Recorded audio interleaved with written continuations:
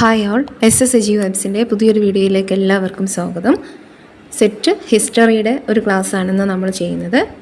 കഴിഞ്ഞ കുറച്ച് ദിവസങ്ങളായിട്ട് ക്ലാസ്സുകൾ ചെയ്യുന്നുണ്ട്. ഒരുപാട് വീഡിയോസ് നമ്മുടെ ചാനലിൽ അപ്ലോഡ് ചെയ്തിട്ടുണ്ട്, സെറ്റ് എന്ന് പറഞ്ഞിട്ട്. അപ്പോൾ സെറ്റിൻ്റെ പ്ലേലിസ്റ്റിൽ കയറി കഴിഞ്ഞാൽ നിങ്ങൾക്ക് ജനറലിൻ്റെയും ഹിസ്റ്ററിയുടെയും ക്ലാസ്സുകൾ കാണാൻ സാധിക്കും.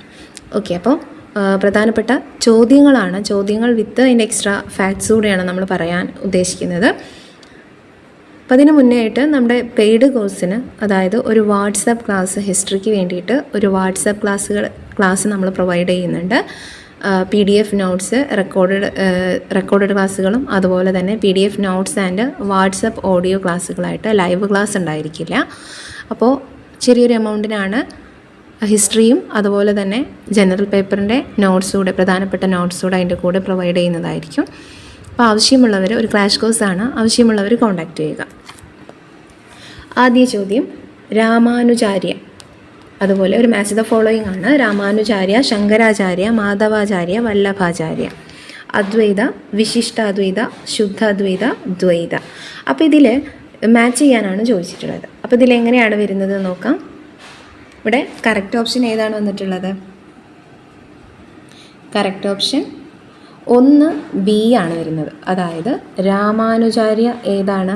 രാമാനുജാര്യ വിശിഷ്ടാദ്വൈത. രാമാനുജാര്യ വിശിഷ്ടാദ്വൈതയാണ് വരുന്നത്. അതുപോലെ ശങ്കരാചാര്യ ഏതാണ്? അദ്വൈത അല്ലേ? ശങ്കരാചാര്യ ഏതാണ്? അദ്വൈതയാണ് വരുന്നത്. അതുപോലെ മാധവാചാര്യ ഏതാണ് വരുന്നത്? ദ്വൈതയാണ്. മാധവാചാര്യ ദ്വൈതയാണ് വരുന്നത്. അതുപോലെ വല്ലഭാചാര്യ ശുദ്ധാദ്വൈതമാണ് വരുന്നത്. ശുദ്ധാദ്വൈത.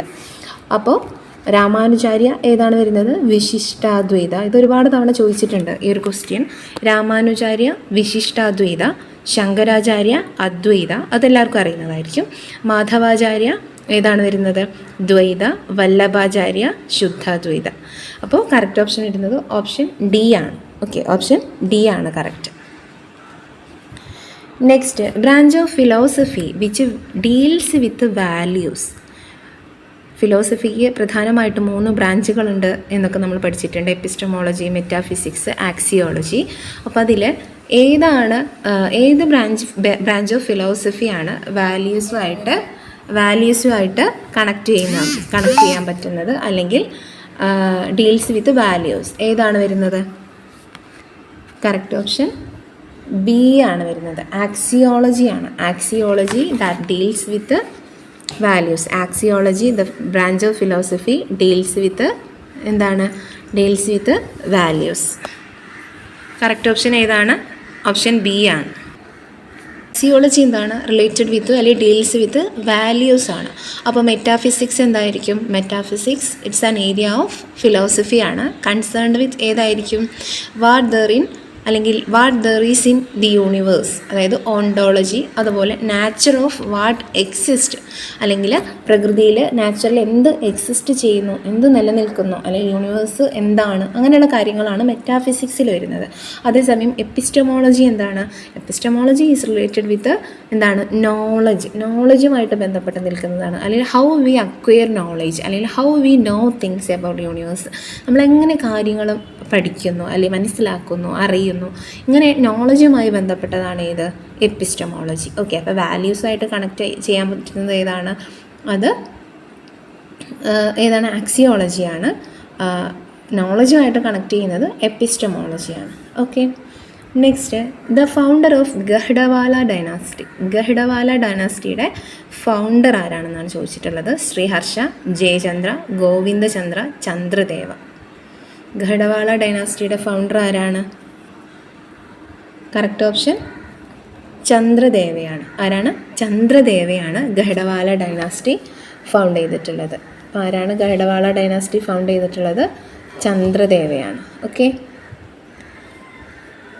ഇതുപോലെ ഡിഫറെൻ്റ് ആയിട്ടുള്ള ഡൈനാസ്റ്റീസും അതിൻ്റെ ഫൗണ്ടേഴ്സിനെയും കൃത്യമായിട്ട് പഠിച്ചു വെക്കുക. ഓരോ ഡൈനാസ്റ്റിയും അതിൻ്റെ പ്രധാനപ്പെട്ട അല്ലെങ്കിൽ അതെന്നാണ് ഫൗണ്ട് ചെയ്തത്, ആരാണത് ഫൗണ്ട് ചെയ്തത് എന്നുള്ള കാര്യങ്ങൾ ചോദിക്കാൻ സാധ്യതയുണ്ട്. അപ്പോൾ ഇങ്ങനെയുള്ള ഡൈനാസ്റ്റീസിനെ കുറിച്ച് ബേസിക്കായിട്ട് കുറച്ച് കാര്യങ്ങൾ അറിഞ്ഞു വയ്ക്കുന്നത് നന്നായിരിക്കും. നിങ്ങൾ പ്രധാനപ്പെട്ട ഇന്ത്യയിലെ ഡൈനാസ്റ്റീസ് ഒന്ന് ഗൂഗിൾ ചെയ്ത് നോക്കിയാൽ തന്നെ നിങ്ങൾക്ക് കിട്ടും.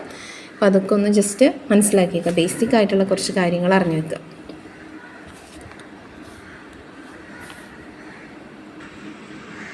Next, first foreigner to become the president of Indian National Congress. Indian National കോൺഗ്രസിൻ്റെ പ്രസിഡൻ്റായിട്ടുള്ള ഫസ്റ്റ് വിദേശി അല്ലെങ്കിൽ ഫോറിനർ ആരാണ് എന്നാണ് ചോദിച്ചിട്ടുള്ളത്. A.O. Hume, William Wedderburn, George Yule, Alfred Webb. ആരാണ് കോൺഗ്രസിൻ്റെ പ്രസിഡൻ്റ് ആയിട്ടുള്ള വിദേശിയായിട്ടുള്ള ആദ്യ പ്രസിഡൻ്റ് ആരാണ്? കറക്റ്റ് ഓപ്ഷൻ സി ആണ്, ജോർജ് യൂളാണ്. ആരാണ്? ജോർജ് യൂളാണ് ആദ്യ വിദേശി പ്രസിഡൻ്റ് അല്ലെങ്കിൽ ഫോറിൻ പ്രസിഡൻറ്റ് ജോർജ് യൂളാണ്. അതുപോലെ INCയുടെ ആദ്യത്തെ പ്രസിഡൻ്റ് ആരാണ്? INCൻ്റെ ആദ്യത്തെ പ്രസിഡൻറ്റ് WC ബാനർജിയാണ്. INC ഫോം ചെയ്തത് 1885 അവിടെയാണ് ബോംബെയിലെ തേജ്പാൽ സ്റ്റേഡിയത്തിൽ വെച്ചിട്ടാണ് ഈ ഒരു അവരുടെ ഫസ്റ്റ് മീറ്റിംഗ് നടക്കുന്നത് 1885. അതിന് നേതൃത്വം നൽകിയ അല്ലെങ്കിൽ കോൺഗ്രസിൻ്റെ രൂപീകരണത്തിന് നേതൃത്വം നൽകിയ വിദേശിയായിരുന്നു A.O. ഹ്യൂം എന്നുള്ളത്. അതുപോലെ സേഫ്റ്റി വാൾവ് തിയറിയൊക്കെ വരുന്നത് കോൺഗ്രസിൻ്റെ ഫോർമേഷനുമായി ബന്ധപ്പെട്ടുള്ള തിയറിയാണ് സേഫ്റ്റി വാൾവ് തിയറി. പിന്നെ പറയാനുള്ളത് 72 ഡെലിഗേറ്റ്സാണ് ആദ്യത്തെ INC സെഷനിൽ പങ്കെടുത്തത്. INCയുമായി ബന്ധപ്പെട്ട എല്ലാ കാര്യങ്ങളും പഠിച്ചു വയ്ക്കണം. പ്രധാനപ്പെട്ട INC സെഷൻസ് പഠിക്കണം. INCയുടെ പ്രസിഡൻ്റായിട്ടുള്ള ആദ്യ വനിത ആരായിരുന്നു? ആദ്യ വനിത ആനി ബെസൻ്റ് ആണ്. പക്ഷേ ഇന്ത്യക്കാരി ആയിട്ടുള്ള ആദ്യ വനിത ആരായിരുന്നു? അത് സരോജിനി നായിഡു ആണ്. അപ്പോൾ കോൺഗ്രസിൻ്റെ പ്രസിഡൻ്റ് ആയിട്ടുള്ള ആദ്യ വനിതാ പ്രസിഡൻറ്റ്, കോൺഗ്രസിൻ്റെ ആദ്യ വനിതാ പ്രസിഡൻറ്റ് ആനി ബെസൻ്റ് ആണ്. ആനി ബെസൻ്റിൻ്റെ പത്രം ഏത് പേരിൽ അറിയപ്പെട്ടിരുന്നു? ന്യൂ വീൽ എന്ന പേരിൽ കോമൺവീൽ എന്ന പേരിൽ അറിയപ്പെട്ടിരുന്നത് ആനി ബെസൻ്റിൻ്റെ പത്രമാണ് കോമൺവീൽ എന്ന പേരിൽ അറിയപ്പെട്ടിരുന്നത്. അതുപോലെ INCയുടെ പ്രസിഡൻ്റായിട്ടുള്ള വനിതാ പ്രസിഡൻ്റായിട്ടുള്ള ആദ്യ ഇന്ത്യക്കാരി ആരാണെന്ന് ചോദിച്ചാൽ അത് സരോജിനി നായിഡു ആണ്. ഓക്കെ, 1925 INC സെഷനിൽ. Next, name the religious sect of ancient India which promoted unrestrained individualistic self intelligence. Name the religious sect of ancient India which promoted unrestrained individualistic self intelligence. Jainism, Ajivikas, Buddhism, Hinduism.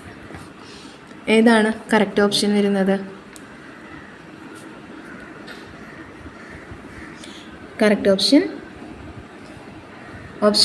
B ആണ്, അജ്വികാസ് ആണ്. Option B Ajivikas ആണ് correct. Okay, Ajivika sect Makkhali Gosala found ചെയ്തിട്ടുള്ള അജ്വികാസ് ആണ് ഇവിടെ correct ഓപ്ഷനായിട്ട് വരുന്നത്. Buddhism found ചെയ്തത് ആരാണ്? Gautama ബുദ്ധയാണ്.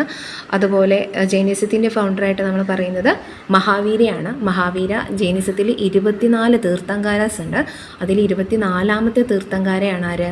Mahavira. First തീർത്ഥങ്കാര ആരാണ്? ഫസ്റ്റ് തീർത്ഥങ്കാര ഋഷഭദേവയാണ്. 23ാമത്തെ തീർത്ഥങ്കാര പാർശ്വനാഥൻ. അതുപോലെ 24ാമത്തേത് മഹാവീര. ഓക്കെ, അപ്പോൾ ഇതുപോലെ ബുദ്ധിസത്തിൻ്റെയും ജൈനിസത്തിൻ്റെയും പ്രധാനപ്പെട്ട ബുക്സ് അല്ലെങ്കിൽ പ്രധാനപ്പെട്ട ഇന്ത്യൻ ഹിസ്റ്ററിയുമായിട്ട് ബന്ധപ്പെട്ട് ഒരുപാട് ബുക്സ് നമ്മൾ പഠിക്കും. അപ്പോൾ അതിൽ ജൈനിസ്റ്റ് വർക്കുകൾ ഏതാണ്, ബുദ്ധിസ്റ്റ് വർക്കുകൾ ഏതാണ് എന്നുള്ളതൊക്കെ കൃത്യമായിട്ട് പഠിച്ചു വയ്ക്കുക. എപ്പോഴും എക്സാമിന് ചോദിക്കാറുണ്ട്. ബുദ്ധിസത്തിൽ നമുക്ക് ത്രിപീഠകാസ് അല്ലേ, ത്രിപീഠകാസ് പറയാൻ പറ്റും. ഏതാണ്? അഭിധമ പീഠക, Sutta പീഠക, Vinaya പീഠക. ബുദ്ധിസത്തിൻ്റെ Sacred വർക്കുകളാണ് Abhidhamma Pitaka, Vinaya Pitaka, Sutta Pitaka. Next, the concept public sphere is popularized in the realm of social history. Social ഹിസ്റ്ററിയിൽ പബ്ലിക് സ്ഫിയർ എന്നൊരു കോൺസെപ്റ്റ് പോപ്പുലറൈസ് ചെയ്തത് ആരാണ്? Keith Jenkins, Jurgen Habermas, Hayden White, Roland Barthes. Keith Jenkins, Roland Barthes, Hayden White, Habermas.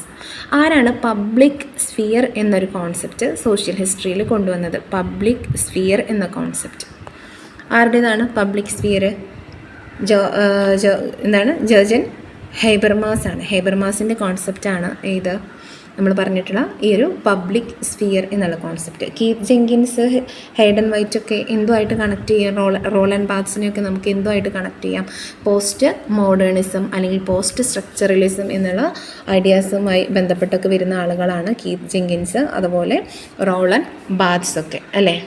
Death of the author എന്നുള്ള concept ആരുടേതാണ്? Roland ബാത്സിൻ്റെ കോൺസെപ്റ്റാണ് death of the author. Okay, post മോഡേണിസത്തിൽ important ആയിട്ടുള്ളൊരു കോൺസെപ്റ്റാണ്. അദ്ദേഹത്തിൻ്റെ ഒരു ബുക്ക് കൂടെയാണ് ഡെത്ത് ഓഫ് ദി ഓതർ എന്ന് പറയുന്നത്. കീത്ത് ജെങ്കിൻസും പ്രധാനപ്പെട്ട ഒരു പോസ്റ്റ് മോഡേൺ ഹിസ്റ്റോറിയനാണ്. ഇവരുടെ ഈ ഒരു ഭാഗത്ത് നമുക്ക് അവരുടെ ബുക്സൊക്കെ ചോദിക്കാറുണ്ട്. പ്രധാനപ്പെട്ട ഈ പോസ്റ്റ് മോഡേണിസ്റ്റ് തിങ്കേഴ്സിൻ്റെ കീത്ത് ജെങ്കിൻസിൻ്റെയും ഹൈഡൻ വൈറ്റിൻ്റെയും ഒക്കെ ബുക്കുകൾ കൃത്യമായിട്ട് പഠിച്ചു വയ്ക്കുക. പുസ്തകത്തിൻ്റെ പേരുകൾ പഠിച്ചു പോകണം, കാരണം അവിടുന്ന് ചോദ്യങ്ങൾ വരാറുണ്ട്. Next, the author of staying alive, woman ecology and development. Medha Patkar, Sunderlal Bahuguna, Vandana Shiva, Arundhati Roy. Staying alive, woman ecology and development ആരുടെ വർക്കാണ്? വന്ദന ശിവയുടെ വർക്കാണ്. ഓക്കെ, വന്ദന ശിവയുടെ വർക്കാണ് staying alive, woman ecology and development. The first epigraphic reference to committing sati commit ചെയ്തതിൻ്റെ ഫസ്റ്റ് എപ്പിഗ്രാഫിക് എവിഡൻസ് ഏതിൽ നിന്നാണ്? അല്ലെ ഏത് ഇൻസ്ക്രിപ്ഷനിലാണ് സതി കമ്മിറ്റ് ചെയ്തതിനെ പറ്റി പറഞ്ഞിട്ടുള്ളത്? പാറ്റ്ന, പ്രയാഗ്, ഭിതാരി, ഇറാൻ. പാറ്റ്ന, പ്രയാഗ്, ഭിതാരി, ഇറാൻ ഏതാണ് വരുന്നത്? Correct option ഭിതാരി ഇൻസ്ക്രിപ്ഷനിലാണ്. ഭിതാരി അല്ല, കറക്റ്റ് ഓപ്ഷൻ ഇറാൻ ഇൻസ്ക്രിപ്ഷനിലാണ്. ഏതാണ്?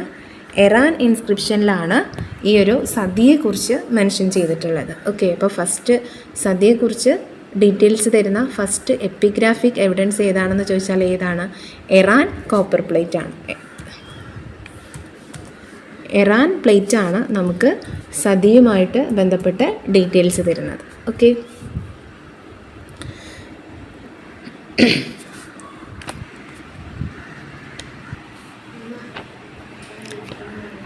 അപ്പോൾ ഇത്രയും ക്വസ്റ്റ്യൻസാണ് ഇന്നത്തെ വീഡിയോയിൽ നമ്മൾ ഡിസ്കസ് ചെയ്യുന്നത്.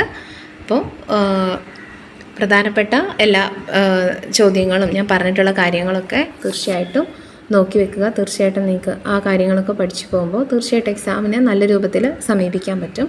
തീർച്ചയായിട്ടും പ്രധാനപ്പെട്ട ഇൻസ്ക്രിപ്ഷൻസ് അത് ആരാണ് കൊണ്ടുവന്നത്? ഇപ്പോൾ പ്രയാഗ് ഇൻസ്ക്രിപ്ഷൻ അല്ലെങ്കിൽ പ്രയാഗ് പ്രശസ്തി, അലഹബാദ് പ്രശസ്തി എന്നൊക്കെ അറിയപ്പെടുന്നത് ആരുടേതാണ്? അത് സമുദ്രഗുപ്തൻ്റെയാണ് അല്ലേ?